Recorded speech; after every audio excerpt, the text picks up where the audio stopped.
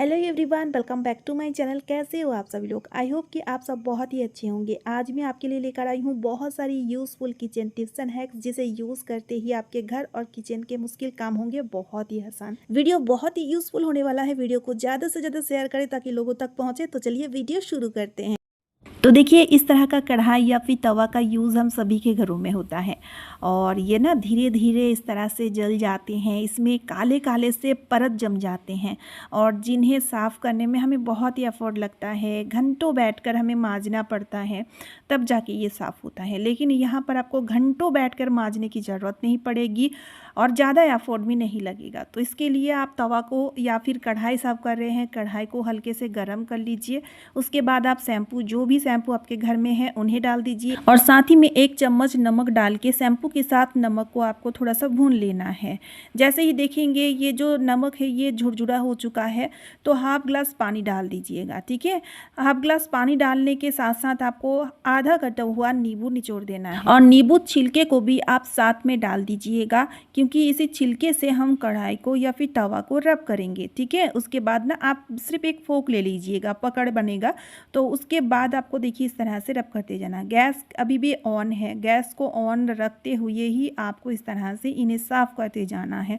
इस तरह से साफ़ करते साथ ही, इस तरह से हल्के से रगड़ते साथ ही आप देखेंगे जितने भी काले काले से परत जमी हुई होगी, जितने भी जली हुई हिस्से होंगे, जितने भी कालापन होंगे, वो सारे के सारे रिमूव हो जाएंगे। जैसे कि यहाँ पर आप वीडियो में देख सकते हैं, इसमें ना बिल्कुल मेहनत नहीं लगती है। और इसी तरह से चाहे लोहे की तवा कढ़ाई हो या फिर एल्युमिनियम की तवा कढ़ाई हो, आप उन्हें बहुत ही आसानी से साफ़ कर सकते हैं। ये बहुत बढ़िया सा तरीका है। ये देखिए, मैं आपको दिखाना चाहूँगी। जैसे कि आप देख सकते हो तवा बिल्कुल साफ़ हो चुका है। अब मैं आपको हल्के से मांज के इन्हें दिखाती हूँ। हल्के से हम मांज लेंगे और आपको लग रहा होगा कि शैम्पू का जो स्मेल है तवा में रह जाएगा। बिल्कुल भी नहीं रहता है, क्योंकि हमने नींबू डाले थे ना, नींबू से शैम्पू की जो स्मेल है बिल्कुल ख़त्म हो जाता है। उम्मीद करती हूँ ये ट्रिक आपका बहुत ही काम आएगा। अगर ये टिप काम आए तो वीडियो को ज़्यादा से ज़्यादा शेयर कर दीजिएगा ताकि लोगों तक पहुँच सके। तो चलिए अब देख लेते हैं अगली ट्रिक। देखिए, छाता का यूज़ बारिश के दिनों में सभी के घरों में होता है, गर्मी के दिनों में भी होता है। लेकिन जब छाता इस तरह से टूट जाती है ना, तो हम ना इसका यूज़ नहीं लेते हैं। लेकिन आज मैं आपको इसका बहुत ही बढ़िया सा यूज़ बताती हूँ। सबसे पहले आपको छाता को खोल लेना है और रस्सी में इस तरह से इन्हें देखिए टांग देना है, इस तरह से बांध देना है। ठीक है, अब हम इसका यूज़ लेंगे। जैसे कि बारिश के दिनों में धूप बिल्कुल भी नहीं आती है, तो इसलिए ना कपड़े बिल्कुल नहीं सूखते हैं और बहुत सारे कपड़े हो जाते हैं। और कपड़े को कहाँ सूखने के लिए डालें, ये बहुत बड़ी दिक्कत हो जाती है। और अगर घर में छोटे बच्चे हैं तो मत पूछिए, बहुत सारे कपड़े हो जाते हैं, उन्हें सुखाने में बहुत दिक्कत हो जाती है। तो यहाँ पर देखिए, आप इस तरह से कपड़ों को छाते के अंदर डाल के सुखा सकती हो और एक छाता में काफ़ी सारे, बहुत सारे कपड़े आ जाएंगे। और इस तरह देखिए, कपड़ों को अगर हम फैला के सुखाएंगे ना, तो बहुत जल्द कपड़े सूख जाएंगे। और यहाँ पर देखिए, जहाँ पर हम एक कपड़ा सूखने के लिए डाल पाते, वहां पर एक कपड़े की जगह बहुत सारे कपड़े सूख जाएंगे। स्पेस की भी बचत होगी और कपड़े भी बहुत जल्द सूख जाएंगे। अगर आपके पास टूटा हुआ छाता नहीं है तो नॉर्मल छाता का यूज़ भी कर सकते हो। खासतौर में बारिश के दिनों में ये ट्रिक आपका बहुत काम आएगा। तो चलिए अब देख लेते हैं अगली ट्रिक। तो देखिए, डिटर्जेंट पाउडर का यूज़ हम सभी लोग लेते हैं कपड़े धोने में। तो आज मैं आपको एक ऐसा ट्रिक बताऊंगी जिससे ये डिटर्जेंट पाउडर 100 गुना पावरफुल हो जाएगा। इसके लिए आपको लेना है बेकिंग सोडा। जी हाँ, बेकिंग सोडा। अगर आपके पास बेकिंग सोडा नहीं है तो इसकी जगह आप इनो का यूज़ भी कर सकते हो। 2 चम्मच बेकिंग सोडा आपको इसके साथ ऐड कर देना है और अच्छी तरीके से मिक्स कर देना है। तो देखिए, बेकिंग सोडा या फिर इनो गंदगी को बहुत ही अच्छी तरीके से फुलाता है। जितने भी दाग धब्बे होते हैं उन्हें बहुत ही बढ़िया तरीके से क्लीन करता है। साथ ही में कपड़ों में बहुत ही अच्छा सा चमक भी लाता है। तो यहाँ पर देखिए, इन्हें अच्छी तरीके से मिक्स करके आप रख लीजिए। और अगर आप मशीन में कपड़े धोते हैं तो कपड़ों के साथ साथ आपकी मशीन भी बहुत अच्छी तरीके से साफ हो जाती है। और अगर हाथ से कपड़ा धोते हैं तो आपका मेहनत आधा हो जाएगा। इससे कपड़ों को अगर फुला के रखोगे ना, तो जितने भी मैल गंदगी होंगे वो बहुत बढ़िया तरीके से सॉफ्ट हो जाएंगे और जितने भी मैल गंदगी होंगे वो साफ़ हो जाएंगे। तो जब भी डिटर्जेंट पाउडर लाएं तो ये छोटा सा काम ज़रूर करें।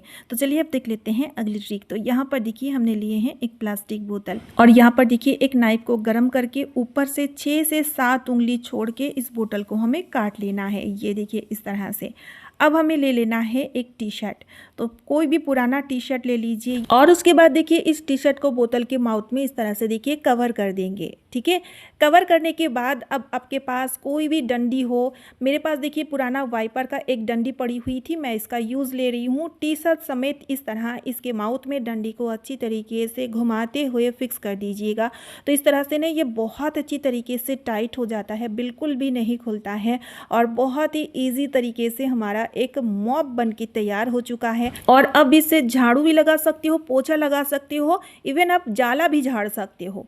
तो यहाँ पर देखिए मैं आपको चलिए पोछा लगा कर दिखाती हूँ। अगर आपके घुटनों में, कमर में दर्द है, बैठ करके पोछा लगाने में बहुत दिक्कत होती है, तो आप खड़े खड़े इस तरह से पोछा लगा सकते हो और आपको मार्केट से मॉप खरीदने की ज़रूरत बिल्कुल भी नहीं पड़ेगी।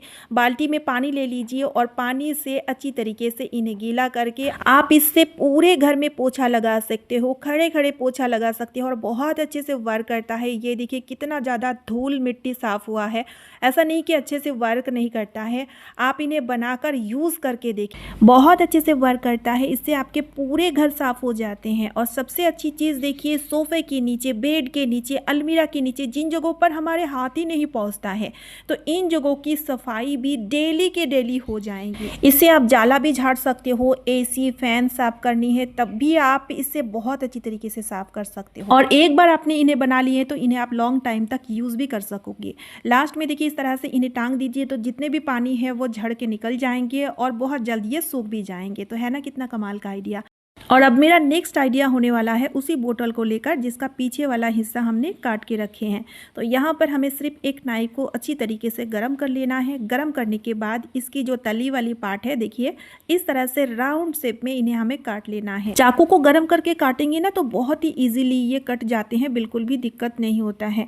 अब देखिए दोनों ही साइड में इस तरह से छोटे छोटे से छेद बना देंगे, 2 छेद बनाना है। उसके बाद कोई आप धागा, कोई रस्सी ले लीजिए और इन्हें इस तरह से बांध दीजिए ताकि इन्हें हम कहीं पर भी हैंग कर सके। अब हम इसका यूज लेंगे। जैसे कि देखिए हम सभी के घरों में इस तरह का पॉलीथीन तो होते ही है जब हम फ्रूट या सब्जी वगैरह खरीद ले आते हैं और ये ना अनऑर्गेनाइज पड़ी हुई होती हैं जो कि देखने में बहुत ही खराब लगता है। तो इन्हें आप ऑर्गेनाइज करके रखें। तो जितने भी पॉलीथीन है 1 बाय 1 करके इस तरह इसे फोल्ड कर दीजिए। ऐसा जरूरी नहीं है अच्छी तरीके से आपको तय करके रखना है, आप इसे सिर्फ 1 बाय 1 करके मोड़ के इसके अंदर डाल दीजिए। उसके बाद किचन के कहीं पर भी आप इन्हें हैंग कर दीजिए और जब भी आपको पॉलीथीन लेना है नीचे से एक पॉलीथीन को इस तरह से खींचेंगे तो एक ही पॉलीथीन निकल आएंगे और जब खाली हो जाए तो दोबारा से पॉलीथीन इस तरह से फिल कर दीजिए। देखिए है ना कितना सुपर सा आइडिया। तो चलिए अब देख लेते हैं अगली ट्रिक। तो यहाँ पर देखिए हमने लिए हैं एक कच्चा आलू और आलू को हमें छील के छोटे छोटे पीसेस में काट लेना है और मिक्सी जार में इसका पेस्ट बनाकर तैयार कर लेना है। बिल्कुल भी पानी मत डालिएगा, एकदम स्मूथ सा पेस्ट बनाकर तैयार कर लीजिएगा। अब हम इसे पूरे चेहरे पे लगाएंगे। हफ्ते में 2 बार करके पूरे चेहरे पे लगाया कीजिए। इससे आपको कभी भी फेशियल, पार्लर जाके फेशियल करवाने की ज़रूरत नहीं पड़ेगी। कई बार फेस पे बहुत ज़्यादा टैन पड़ जाती है या काले भूरे रंग के काफ़ी सारे तिल हो जाते हैं, काले काले से धब्बे पड़ जाते हैं, झाइयाँ हो जाते हैं। इन सारी समस्या से आपको मिलेगी निजात। इन्हें लगा के आधे घंटे के लिए छोड़ना है। उसके बाद टैप वाटर से मुँह को अच्छी तरीके से धोकर साफ कर लीजिएगा। तो आप देखेंगे आपकी त्वचा हमेशा, आपके चेहरा हमेशा खिला खिला रहेगा। आपको कोई भी महंगी महंगी क्रीम यूज़ करने की ज़रूरत नहीं पड़ेगी। तो चलिए अब देख लेते हैं अगली ट्रिक। अक्सर कई बार किचन सिंक इस तरह से देखिए ब्लॉक हो जाता है।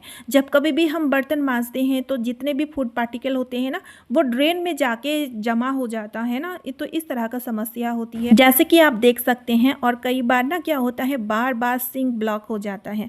तो इस तरह का समस्या होने से फिर हमें प्लम्बर बुलाने की ज़रूरत पड़ती है। लेकिन यहाँ पर मैं आपको एक ऐसा ट्रिक बताऊँगी जिससे आपकी जो सिंक है पूरी तरीके से क्लीन एंड क्लियर हो जाएंगे और बार बार सिंक ब्लॉक होने की समस्या बिल्कुल भी नहीं होगी। इसके लिए आपको लेना है एक प्लास्टिक बोतल और देखिए चाकू गरम करके इस बोतल को हमें 2 हिस्सों में काट लेना है। अब हम इस कटी हुई बोतल का यूज लेंगे सिंक पर। अब देखिए इस बोतल को आपको सिंक ड्रेन में कंटिन्यू टैप टैप करते जाना है। इस तरह से टैप टैप करते साथ ही आप देखेंगे जितने भी पानी होंगे वो निकल जाएंगे, क्योंकि इस तरह से बोतल को जब हम सिंक ड्रेन में टैप टैप करते हैं ना तो वैक्यूम क्रिएट होता है और वैक्यूम की वजह से पाइपलाइन में जो ब्लॉकेज होंगे वो बहुत बढ़िया तरीके से क्लीन हो जाएंगे, जैसे कि यहाँ पर आप देख सकते हैं। और इस तरह आप देखिएगा आपके सिंक में बार बार ब्लॉकेज बिल्कुल भी नहीं होगी।